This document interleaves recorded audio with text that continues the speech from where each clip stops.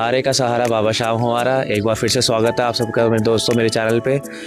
नमस्कार, आदाब, सत श्री अकाल। कुछ रह गया हो तो भूल चूक माफ़। आज जो हम एक बहुत ही पुराने और अनोखे सफ़र पे आए हैं। आज हम खाटू श्याम जी के मंदिर आए हैं। वैसे कहने को खाटू श्याम जी के मंदिर हर शहर में और हर गली में आपको मिल जाएंगे, बट जहाँ पे उनका शीश रखा गया था वो खाटू जगह थी, जो कि आज राजस्थान में है। तो आज वही पुराने मंदिर पे हम जो है सफ़र करने आए हैं। जैसा कि आप ऊपर वीडियो में देख सकते हैं कि हम सुबह को अभी जो अपने होटल पे पहुँचे हैं। इससे पहले हम रात को निकले थे दिल्ली से। कश्मीरी गेट से हमने बस ली थी और बस का सफ़र तो मैं आपको बता नहीं सकता, बहुत ही आरामदायक तो बिल्कुल नहीं था।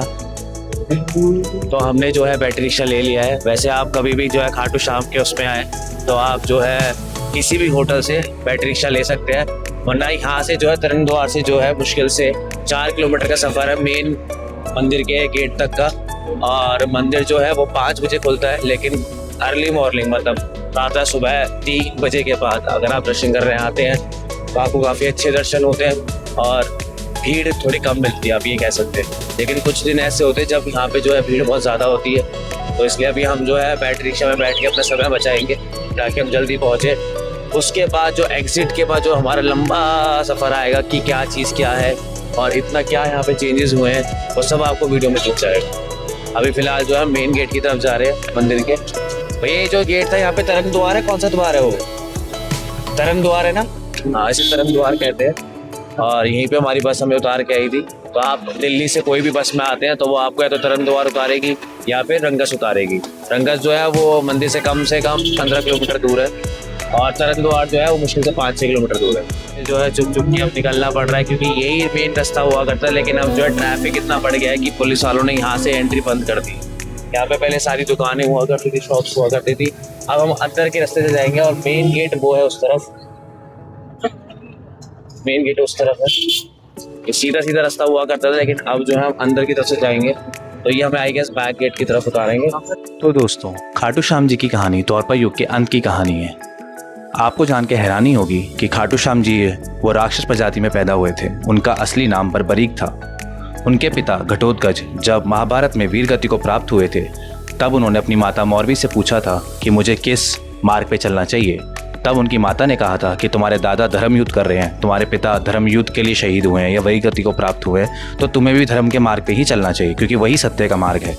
तब उन्होंने सारी देवियों की प्रतिमा करके उनको प्रसन्न करके उनसे अस्त्र और शस्त्र दोनों लिए थे, जिससे कि उनसे देवियों ने एक वचन लिया था कि वो जब भी इन शस्त्रों का इस्तेमाल करेंगे तो वो हारने वाले के पक्ष की तरफ से ही करेंगे।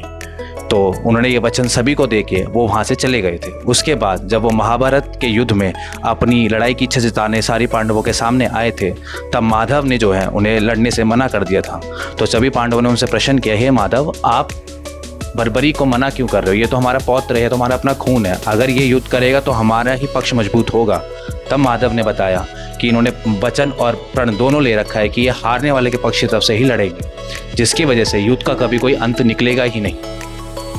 इसी वजह से खाटू श्याम जी ने माधव से पूछा, हे माधव, मैं ऐसा क्या करूं जिससे कि आप मुझे लड़ने की अनुमति दे दें, क्योंकि मुझे इस धर्म युद्ध में हिस्सा लेना है। तब माधव उन्हें जो है एक वन में लेके गए और उनसे कहा कि सामने खड़े वृक्ष के जितने भी पत्ते हैं तुम्हें एक ही धनुष के तीर से भेदने होंगे। अगर तुमने सारे भेद दिए तो तुम युद्ध कर सकते हो। तो फिर खाटू श्याम जी ने जो है एक तीर चलाया जिसने सारे पत्ते भेद दिए, लेकिन वो कृष्ण जी के पैर के पास आके वो तीर रुक गया। तब खाटू श्याम जी ने कृष्ण जी को बोला, हे माधव, कृपया करके आप अपना पैर हटा लें क्योंकि मेरा धनुष वापस तरकश में नहीं आ सकता, इसको चलना ही होगा और इससे आपके पैर को हानि और क्षति पहुंच सकती है। तो उनकी यही आस्था और शक्ति देख के कृष्ण जी ने उनसे शीर्ष दान मांग लिया था, जिससे कि खुशी खुशी खाटू श्याम जी ने अपना शीर्ष कृष्ण जी को दान कर दिया था। तब माधव ने उनसे कहा था कि मांगो, तुम्हें मुझसे क्या वर मांगना है। तब उन्होंने कहा था कि मुझे पूरा युद्ध अपनी आंखों से देखना है। उसी समय जो है महाभारत युद्ध में पांडवों की ओर से खाटू नरेश युद्ध कर रहे थे और खाटू एक ऐसी जगह थी जहां से पूरा युद्ध का मैदान दिखता था।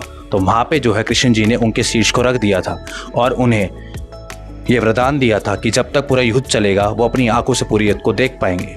जब युद्ध का समाप्त हुआ और पांडवों के अंदर थोड़ा अहंकार आ गया कि मैंने ज़्यादा दुश्मन को मारा या मैंने जब दुश्मन को मारा, तो सभी को पता था कि 2 ही लोग हैं जिन्होंने पूरा युद्ध अपनी आंखों से देखा है।